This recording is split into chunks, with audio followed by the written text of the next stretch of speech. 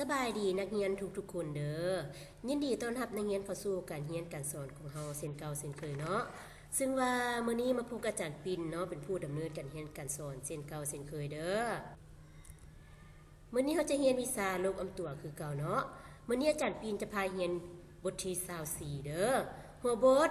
อาณาจักรลาวล้านสร้างในรัชกาลของเจ้าไสยะเศรษฐาธิราชนะพวกหลานเนาะบทเรียนนั้นซึ่งว่าจะเป็นเดี๋ยวไปเรียนพร้อมๆกันเลยนะพวกหลานเนาะข้อที่1เจ้าไสยะเศรษฐาธิราชบูรณะสร้างสาประเทศชาตินะพวกหลานเนาะบทเรียนนั้นเฮาไปเรียนพร้อมๆกันเลยนะพวกหลานเนาะเกี่ยวกับข้อ1เนาะเจ้าไสยะเศรษฐาธิราชประสูติหรือว่าเกิดในปีคศ1534เด้อเป็นโอรสหรือว่าเป็นลูกชายกกเด้อพวกหลานเด้อเป็นลูกชายกกของเจ้าโพธิสารราชนะพวกหลานเนาะพระมารดาหรือว่าแม่เป็นราชธิดาหรือว่าเป็นลูกสาวนะพวกหลานเนาะของเจ้าแผ่นดินนครเชียงใหม่เด้อเจ้าไสยะเศรษฐาธิราชได้ถูกแต่งตั้งขึ้นเป็นเจ้าแผ่นดินนครเชียงใหม่เนาะในปีคศ1548เมื่ออายุ14ปีเนาะมาฮอดปี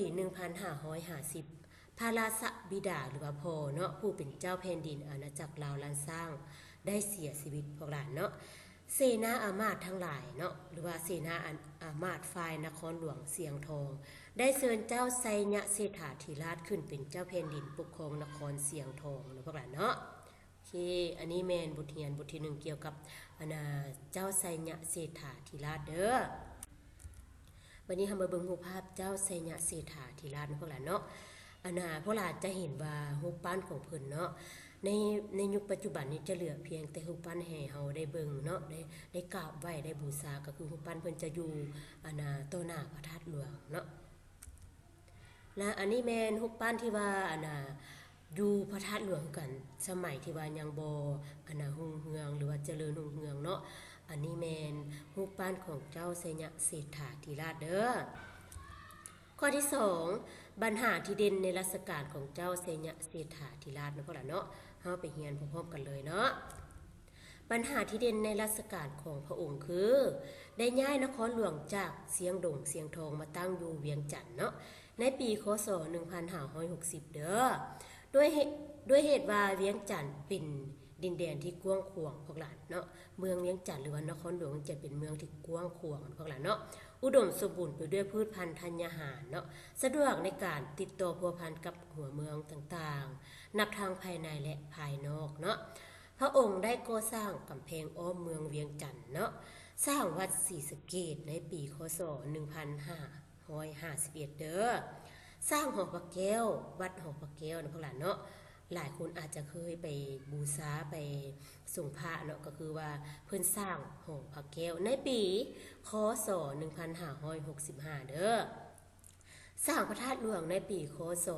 1566เนาะแล้วก็สร้างวัดศรีเมืองแล้วก็วัดองค์ตื้ออีกเนาะที่ว่าเพิ่นเป็นผู้สร้างขึ้นมาเด้อวันนี้เฮามาเบิ่งการสร้างศาลของเจ้าไสยะเศรษฐาว่าเพิ่นสร้างหยังไว้ให้เฮาบูชานกไว้เด้เนาะก็คือ1พระธาตุหลวงเวียงจันทน์เนาะก็หรือว่าธาตุหลวงที่เฮาจัดงานบุญประเพณีขึ้นทุกๆปีเนาะก็คือพระธาตุหลวงเด้อต่อมาก็คือวัดศรีสะเกษที่เพิ่นสร้างไว้เนาะเป็นวัดที่ว่านักท่องเที่ยวมาเที่ยวหลายเป็นวัดที่ว่ามีพระที่ว่าที่ว่าเป็นพระที่ว่าผู้ใดก็นบไหว้นับถือเนาะต่อมาก็คือวัดศรีเมืองเป็นวัดที่ว่าหลายคนไปท่องเที่ยวหรือว่าชาวต่างชาติมาท่องเที่ยวเนาะอันนี้แม่นเป็นวัดที่ว่าเพิ่นสร้างขึ้นมาเด้อก็คือวัดศรีสะเกษเนาะต่อมาก็คือวัดหอพระแก้วพวกหลานเนาะอันนี้ก็แม่นเป็นวัดที่ว่าเพิ่นสร้างขึ้นมาไว้ให้ลูกหลานรุ่นเฮาล่ะรุ่นลูกรุ่นหลานเฮาได้บูชาได้นบได้ไหว้นะพวกหลานเนาะ